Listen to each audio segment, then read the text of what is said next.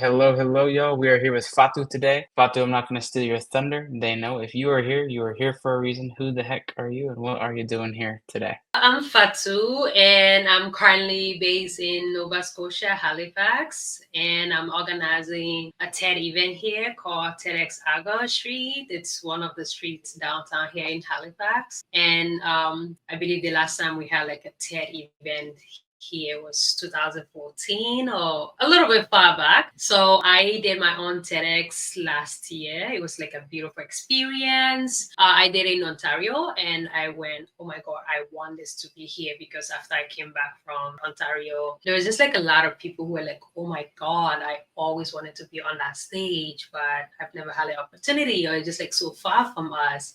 And so I thought, what if I brought it here? Like, what if we had it somewhere around here? And so I went ahead and I was like, hey, Ted, I want to do one here. And we had a conversation. And yeah, so that's why I'm here, I guess. And how long has it been since, and we're recording this on February in 2025, how long has it been since you made the decision to become a TEDx organizer to where you are now? How many months has it been? I would say roughly, I think when I applied was around August. When I applied for my license around August, and I got my license approved around October. Okay, so a few months there. Yeah, And I think I always wanted to be an organizer though. and what steps have you taken since that moment? You're putting together your event. What's the date of that event? The event is currently set for August 9 of this year, and there's been a lot of things that have gone into it. I think the biggest lessons I've actually learned organizing this is that when you're doing something that people care about or you're providing a space opportunity for people, they most likely will get involved and a lot of the burden will kind of like leave your own shoulders. So what happened was when I got my license, I posted it on my socials. Honestly, I don't know what I was expecting. I just posted it because I was happy. I did a screenshot. I posted it and the community, it kind of like my social media blew up. Like my LinkedIn impression went up to like 15,000 when I had like very less than that. My Instagram followers, I had my Instagram reach because I create content, so I'm able to like track reach. And by the time I just like started actively creating content, my reach basically soared for over 200,000 reach in a couple days, which was, I don't know, it was kind of overwhelming. I got over 200 people literally just follow me across Halifax, and up to now people keep reaching out, but they think we want to make this happen. So when we put out I just put out like a call for volunteers. I like, hey, I'm organizing this, but listen to me. I can't do it on my own. I need a community to get involved. And we have up to like 15 people right now on the volunteer team. And we divide into like different committees for marketing and everything. So I wouldn't say I don't do a lot, but the team does far more work. And that's also because we have like a lot of people who are just like excited to help. So it's not been overly troublesome. And what's kind of the process? Meaning you get the license, then you look for a team, then what happens? Also, what happened is before I even got the license, I tried to get a venue. And there's a reason for that, because when you are organizing a TED event, especially like a TEDx event, there are some conditions that you have to meet. Halifax is a very big city. It's not big compared to like other cities, but it is relatively big. So TED did not really allow us to name the event after Halifax because Halifax is a bit big for our first event. So they thought for us to like narrow it down. So we had to like find a venue and then look for the street that we could potentially name. That's how the Aga Street come about. So we had to like talk to people for venue. So by the time we're getting like the license, we already had like conversations around venue. So when we have the team, we just had like meetings and then we distribute ourselves into committees. So we have people who do marketing. We have a committee that is only responsible for like creating our event teams, judging applications. We also have a team that just responsible for coaching speakers. And we have a team that's responsible for like taking care of the venue. So yeah, we basically divided ourselves into team. So from the very onset, I kind of like a timeline on all the things that we need to get done. And we had a meeting and people say, okay, I can do this, and we distributed things. And all I have to do most of the time is basically follow up on their timeline, say, hey, you have to get this done. How far are you? So being able to delegate has been very important in the process. And about how many months in advance, right now being February, your event being in August, did you start looking for speakers? So initially, we're planning to have our speakers, call for speakers out in December, but December is a messy month. A lot of things happen, so we had to push it to January, and we have our application up for 2 months.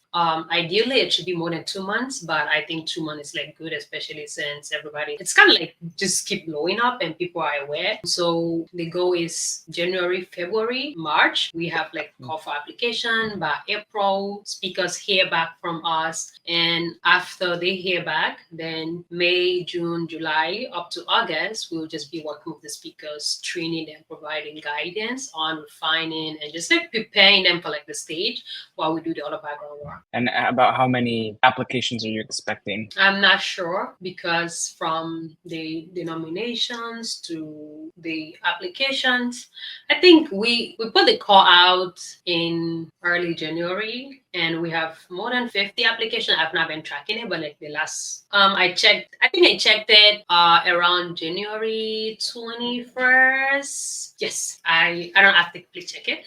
So I'm assuming maybe 100, a little over that. I'm not sure, but yeah. And I think there are a lot of people who's gonna apply last minute. So we're also having information sessions. So I'm assuming people are gonna wait for that to apply. It makes sense. And what did you learn from being a TEDx speaker that you are integrating into your TEDx event now that you're a TEDx organizer?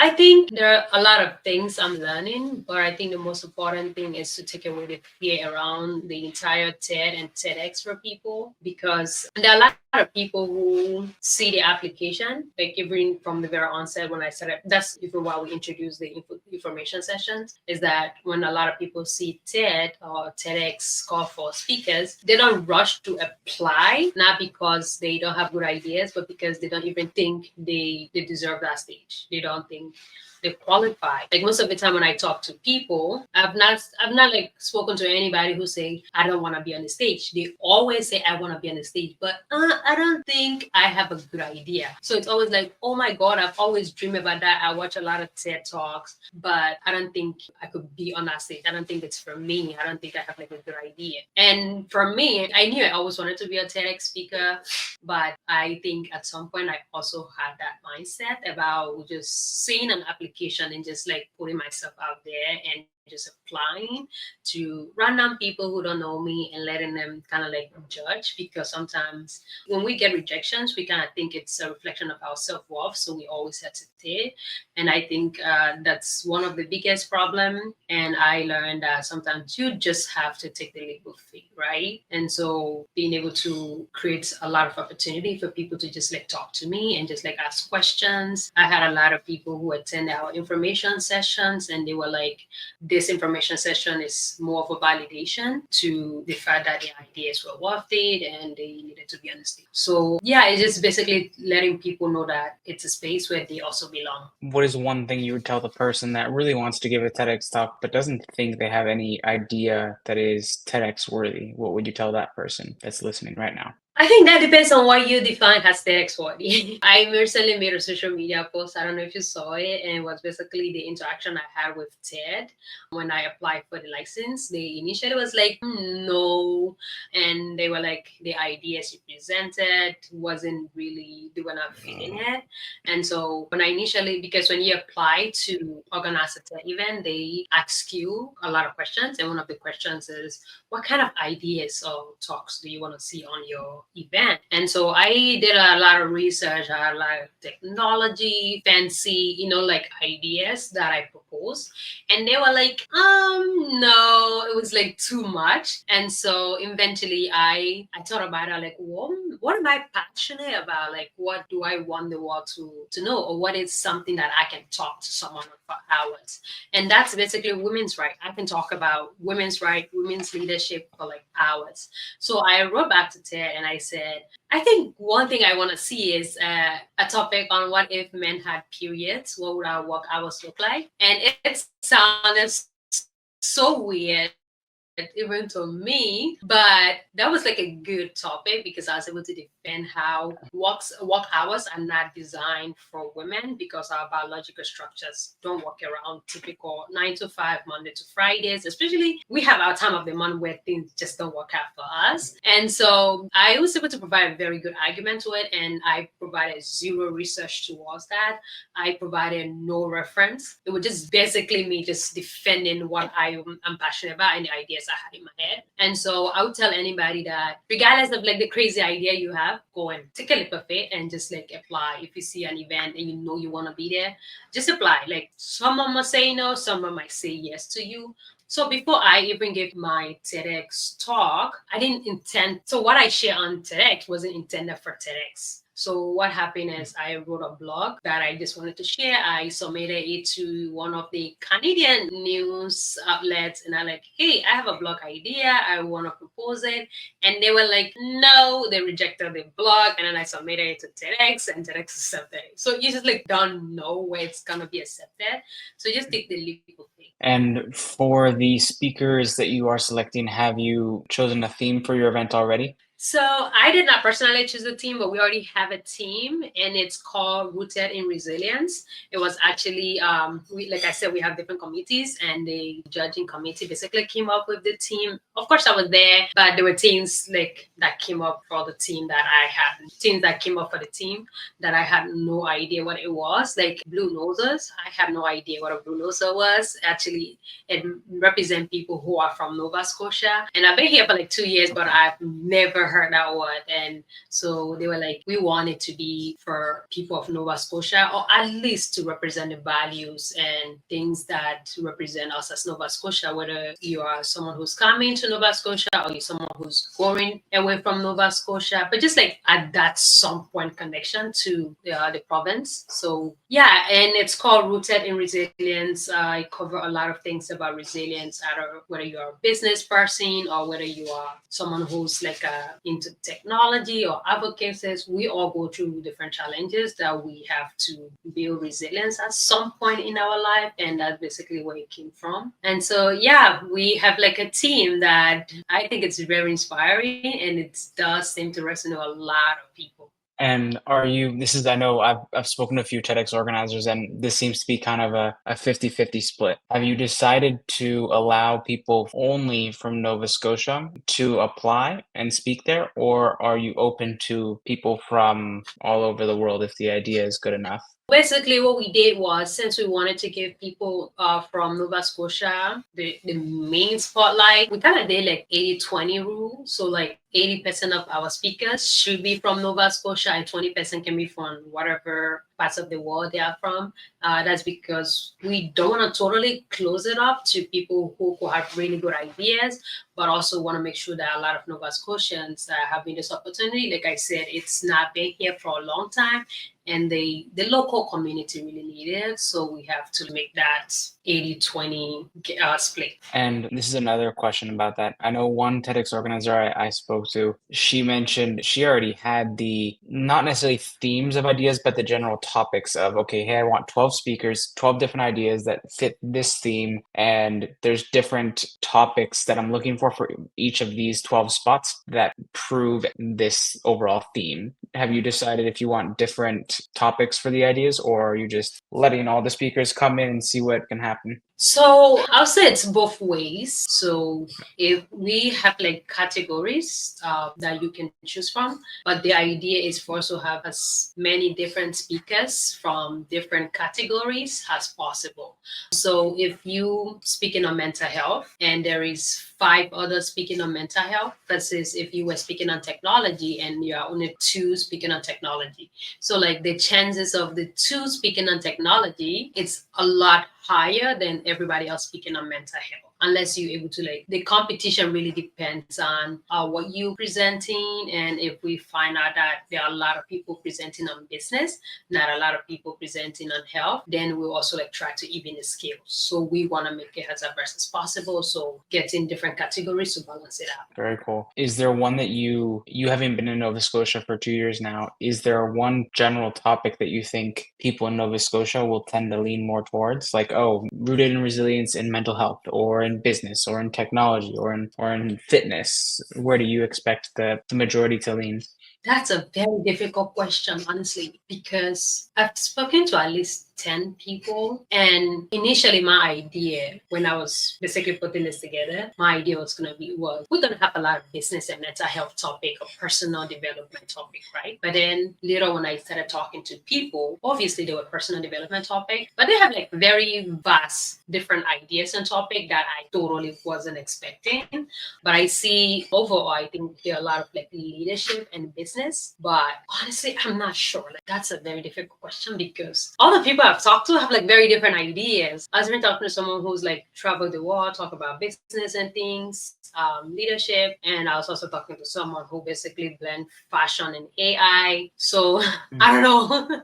That's a difficult question to answer. Yeah, I'm very looking forward to seeing the kind of topics that we presented. I'm very confident that we'll have a little bit of diverse view in our presentations. And this is your first year doing it. Looking at the future for Fatu, what do you expect your future with TEDx to be? So the goal right now is to have this every year, at least for the next 1 or 2 years. We definitely see it happen. And so the team is being very rigorous to make sure that we are meeting all of TEDx guidelines, because our long-term goal is to have this as TEDx Halifax, which was here many, many, many years ago, and want to make it a regular TEDx Halifax. Maybe there'll come a time where we have to take a break because but the goal is to basically do that, to upgrade it. Very so cool. Maybe I have to start looking to attending a formal TED event. And have you been to a TED event in the past? Because I think there's some different tiers of audience size and venue that you're allowed. For your first one, it's 100 or something like that. But if you've been to a TED Talk, you can, 100. One of the TED events like TED Next or Vancouver, you get to do 1,000. I might be completely wrong, but I've heard some organizers mention that kind of thing. What tier bracket have you guys been able to secure for this upcoming one? It's standard. It's the 100. So most of the time, standard is 100. I've not attended a formal TED event yet, but that's the goal. That'd be really cool. Now, a few more questions for you here. Number one, where can people listening that want to get in contact with you check out your Instagram or check out the TEDx events Instagram and LinkedIn? Where can they find all that on the internet? I think we've done a lot of marketing effort that even when you just go to Google and you say TEDx Argosy, or even if you just put TEDx Halifax, because sometimes we do hashtags with TEDx Halifax, it's easy for you to just find us. I'm always active on my social media. Fatu M. Once you tip Fatu, I notice not a lot of Fatu people are around where I am. So when you say Fatu TED, if I just say FATU TED, my TEDx will come out, you see my name, you to find me. I think I'm all over the internet. We also have our social media pages. We are on LinkedIn, Facebook, Instagram. I think they have a TikTok. I don't manage the social media pages, but I know we kind of have a lot of them. So now, last question for you here. From all your experience speaking globally, it sounds like from doing your own TEDx talk to now organizing one, what is one nugget of knowledge that you would extract and take from all that experience to share with the aspiring speaker, the professional speaker, or the entrepreneur who speaks to other business? So one thing I've actually avoided doing is telling people this is what you should do, putting people in a box. Because before I also became a speaker, I read a lot of blogs from this is the 10 things you need to do, or this is the 50 things you need to do, and how it can be very complicated for you to get there. So I avoid telling people what to do and just tell them to just do it, and then take away all the barrier and all the unnecessary fear and things. But outside of that, one thing I've said is to practice. If you already have an invitation to speak, try to practice as much as possible, but don't be hard on yourself. Practice makes progress. Trust me. I think we are familiar with the saying that one who fails to prepare always prepares to fail. It's not wrong. Trust me, it goes a long way. So always prepare yourself, but don't be harsh on yourself. Let me tell you a little secret. So most of those who spoke at our events were all professional speakers. Some were even coaches. After my talk, I actually forgot a line. It was an important line because every single word in my talk mattered, but I did forget a line. And so I was kind of like harsh on myself a little bit, like, oh my God, I forgot a line in my talk. And then I went on our group chat. I realized that someone had openly posted that, oh, I forgot a paragraph in my talk. And I went, and then every single person went on to talk about how they forgot either a line or a sentence or a paragraph. And I went, okay, mine wasn't too bad. So that's just to say we are all humans, and don't be too harsh on yourself, and just have fun with it. Honestly, just don't overthink it. Just have fun with it. I know it's gonna sound so easy, but it's really that easy. Just have fun with it. Just have fun with it, yeah. Well, guys, if you're listening here and you found value in what Fatu has shared, and you have a friend that you think would find value in what she has shared, maybe your friend has always told you, oh my gosh, I want to land a TED Talk and give a TEDx talk, but I don't have anything to say. Maybe this is exactly the episode that you need to share with them. It might make that 1 inch difference today, that 10 years from now. Maybe they're speaking all over the world because their idea just blew up after they gave a TEDx talk. You never know. So do them that favor. Might make that 1 inch difference that Yeah, I absolutely just change add. their life 10 years from now. Oh, yeah. Go And for just it. one thing I'll add, I'll say, honestly, TEDx does open doors that you would not be expecting. So after my talk, especially the nature of my talk was about peace, my background and my experience, and how they basically influenced me being a peace activist, which is weird. Not a lot of not you go around, people say I'm a business leader, I'm an entrepreneur, but like not a lot of people say, oh, I'm a peace activist. So it's kind of like very outside. But I was able to connect with the right people. Who I even spoke to someone who's a Nobel Prize winner, and I was like super surprised about it. And it literally came because someone watched my talk and they kind of like refer me to them, and I was able to connect. And I've been able to talk to like a lot of amazing people that just watched my talk and they just reached out. So yeah, your TEDx will help you connect to people who you were not expecting to connect with. And it's a good platform, honestly. And I also respect their guidelines because they do a lot of work to make sure that there's a lot of authenticity in their work. Even from the organizer's point of view, you have to make sure there's a lot of guidelines from copyrights to content and everything. So yeah, just go for it. Honestly, you just like don't know where it's gonna take you. Who knows? Well, Fatu, thank you for taking the time to be here. And guys, we will wrap it up here. Thanks for listening, y'all.